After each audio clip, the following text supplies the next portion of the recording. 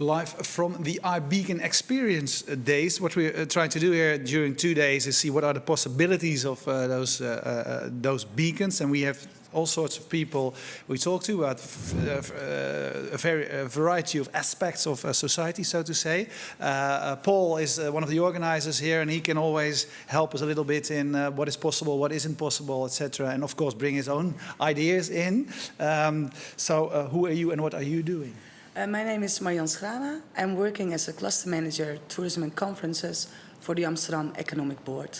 Yeah, and that's innovation, isn't it? Yeah, Amsterdam Economic Board stimulates economic growth by, for example, innovation. Yeah, and so what are the problems you need solutions to?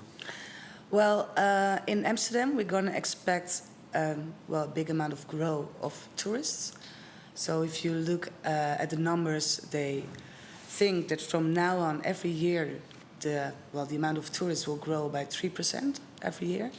So in absolute numbers, there were 11 million visitors 11 million tourists who visited Netherlands last year, and they expect it's going to be 16 million minimum in 2025ve. And so that is a problem in itself. Yeah, well, maybe it's not not really for you, a problem, but for me as a it stimulates the economy, so we're very happy.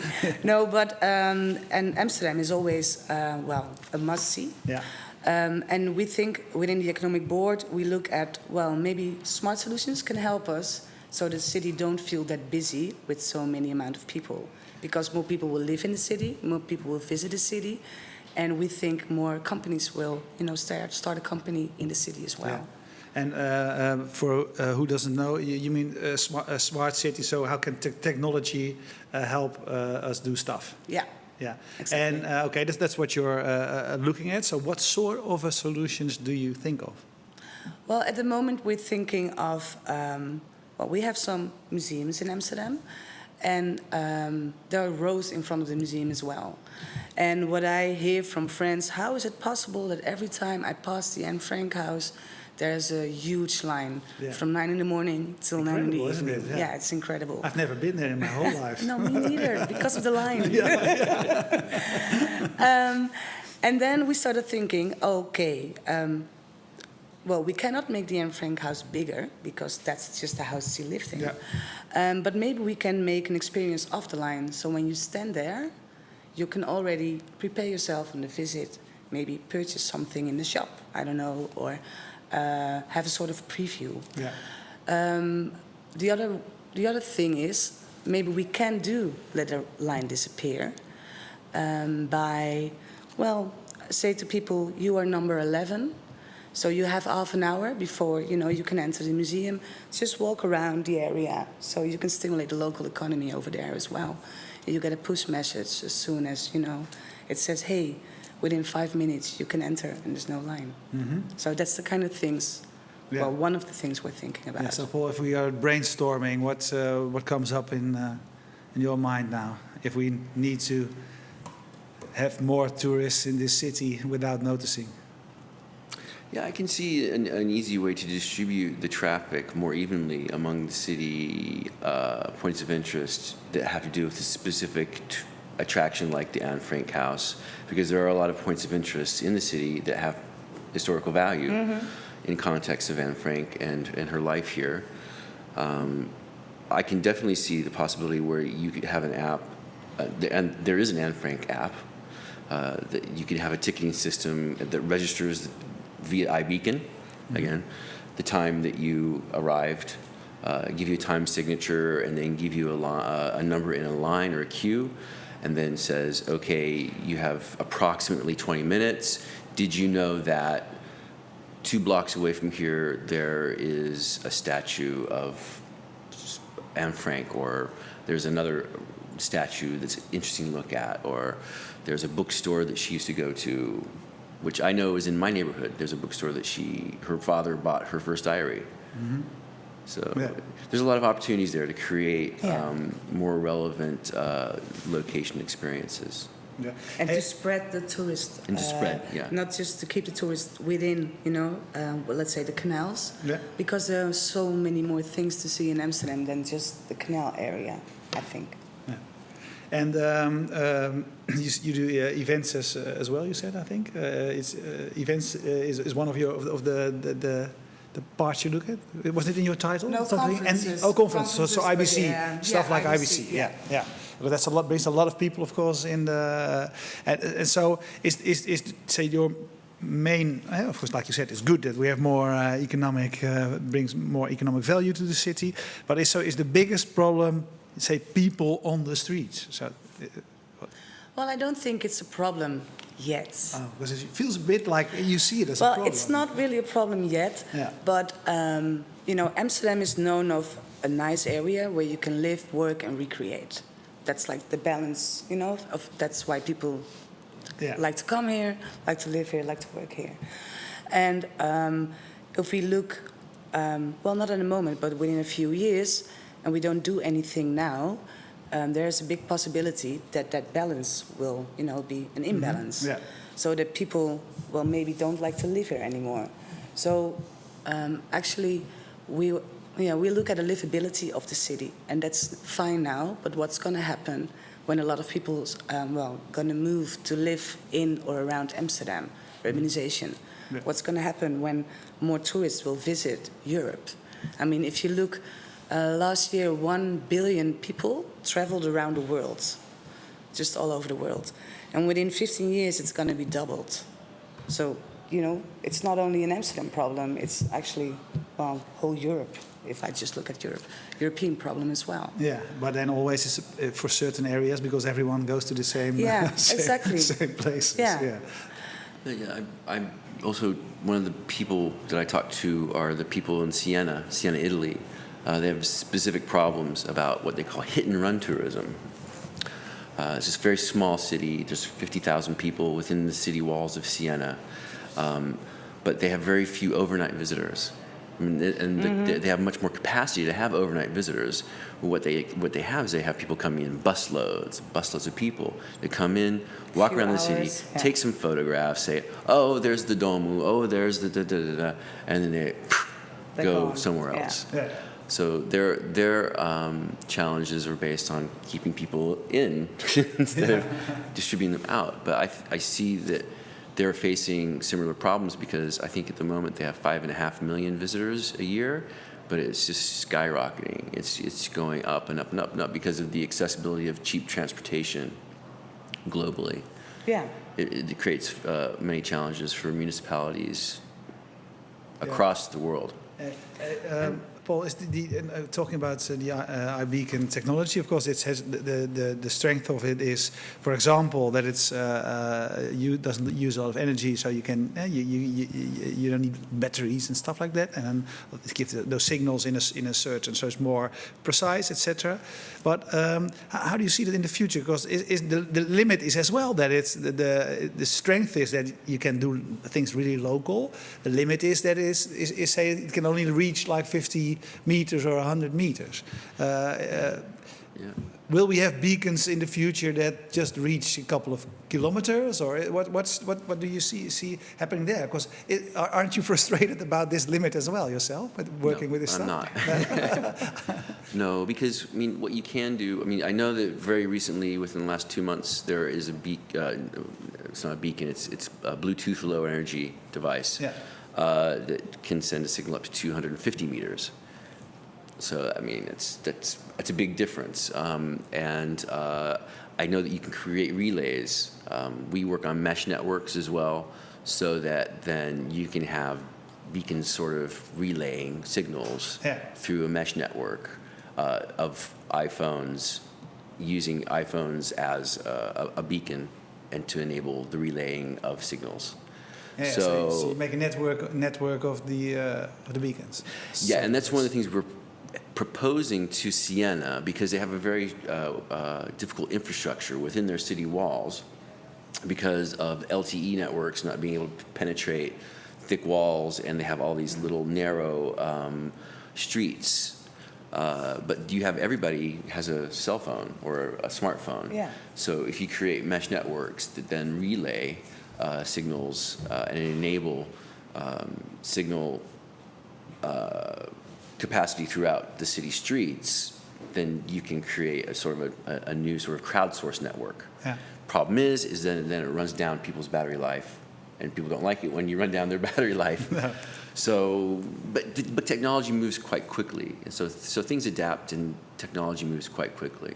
Yeah, and when you hear the examples, what sort of other possibilities do you see for, say, for technology to help the tourism sector? Yeah, and maybe just not only let them visit Amsterdam, but let's see the whole metropolitan region. So Zaandam or Haarlem. Send them to Utrecht. Which is a beautiful city. Beautiful city, yeah. I see that in the cultural sector, specifically in music venues, because I know there's a lot of great music. Yeah. And I go to Utrecht a lot, for instance. I'm going to Bloemendaal soon to go see a band next week. And I've traveled all around the Netherlands just to see bands, live music, or to go to a festival or a rave. I see festivals being a great example of getting out of the center of a city and having a cultural experience, and going to see the countryside. But if you don't, if you can create awareness, like I know that the Amsterdam city has the Amsterdam City app, iAmsterdam, Amsterdam Marketing app, Bureau. And they use the Outbureau data, and they use other data sets as well about cultural events. So if you have the app that doesn't just display agendas, it doesn't just passively allow people to search for activities, but notify them as to, well, you know, for instance, you're in a record store and you bought a certain record. On a very real level, if that record store had an agreement with the Amsterdam City app, you would know that that person bought the record at that store at that time, and you could say, hey, did you know that these people are playing in a festival in 2 days? That's kind of a stretch, but you can have somebody go to a zoo and then, you know. Or it could be just, it could be not, say, the Pacific gig, but it could be, say, Paradiso has a nice gig tonight and there are still 10 tickets left. Yeah, or it's similar to your reference. Related music, Yeah, because you see that a lot with Spotify, which I use all the time. I love taking recommendations from Spotify and exploring the possibilities. So if you create then things that are similar to my interests, I am much more likely to explore. Yeah. Or like I was going to say, if you're in a zoo and you know you can have an iBeacon enabled zoo app and then say, oh well, did you know that you know this animal is endangered, and maybe you can go explore it in the natural museum, and there's a great exhibition on the snow leopard, for instance, at the Tropen Museum. Yeah. And because a lot of people don't visit the Tropen Museum, there's a lot of possibilities there. Yeah, and I always, of course, there are apps trying to do stuff like that. But what I always like is of course, what technology can do is help us tell stories about the world around us. Of course, the street is not interesting, but if, say, my biggest hero in a band have lived in the street, it's a really interesting street. Suddenly, the more stories you know about the places you visit, the more interesting they are. I always think. I think one of the reasons why Jonathan and I, the co-founder of Glimworm, first really started to explore data and apps is because if you use data and you use apps in an effective way, what you're doing effectively is you're revealing hidden information that otherwise is unexplorable. So using data, things like location and iBeacons and mobile technology, you can really expose information that otherwise people would never be aware of. Mm-hmm. Then they can make interesting choices. Yeah. And so if you look at innovation in your sector, where do you see the biggest innovation? What are things that are innovative in your? Yeah, that's a good one. Well, there are some initiatives. Well, lots of initiatives in tourism. But yeah, maybe I just too, how do you say it, ambitious. It's not good enough. No, but I don't know. I think we can do so much more within tourism, combined with technology. There's so many more opportunities than they're using now. Well, big open data can be very interesting to get more big conferences to the city, for example. Yeah. What's your network and how many knowledge is there already in the city? I don't think that's very well known. So, yeah. And I think that marketing-wise, well, you can use technology to aim better at a target group than just what you said before. You know, now it's like you get a whole lot of information, but not everything is interesting for me. So why do I have to look through it? Yeah, yeah. And another thing is, of course, it's influential. It's maybe not in the sense that you talk about, but of course, the Airbnb, Uber, and etc. are of course very influential for the tourists and for the tourist industry, so to say as well. Yeah, a friend of mine, he went on holiday for 4 weeks, and so he went on holiday and had 5,000 euros from his Airbnb income. So that's quite a good way of going on holiday, I thought. Or swap your house. I mean, my colleague is now staying in Madrid, and someone with a swimming pool, and someone from Madrid is staying in her apartment in Amsterdam. Yeah, I've used that 3 or 4 times already. Yeah. But home exchange. But the thing what you see there is I think maybe it helps then when you live in Amsterdam or in London or in Paris, in big cities, and then you have to still the same. When you don't live there, you still have a problem because it's quite hard to find people then to swap your house. But on the other hand, I think we Dutch. The Netherlands is a very small country, and a half an hour drive is nothing now. So for we should, someone from the US or from so we should call China. everything Amsterdam. Then that's easier. And then I was just in Los Angeles, and the traffic in Los Angeles was so bad. It took me 2 hours, not during rush hour, but I think we started off at 11 o'clock in the morning. It took us 2 hours to get from Pasadena to Santa Monica. And it takes a minimum of 1.5 to 2 hours to get anywhere in Los Angeles now. I can drive from here to Rotterdam in an hour. And a bit. And a bit.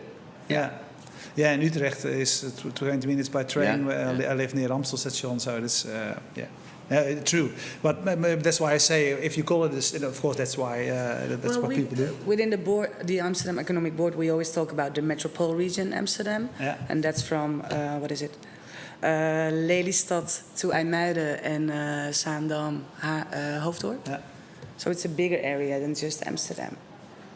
And then you have to look for nice touristic. Well, there are some nice touristic things to see over there as well, in the whole area, not just Amsterdam. Yeah, and of course, well, that helps all the TripAdvisor, etc. stuff when you talk about it helps as well.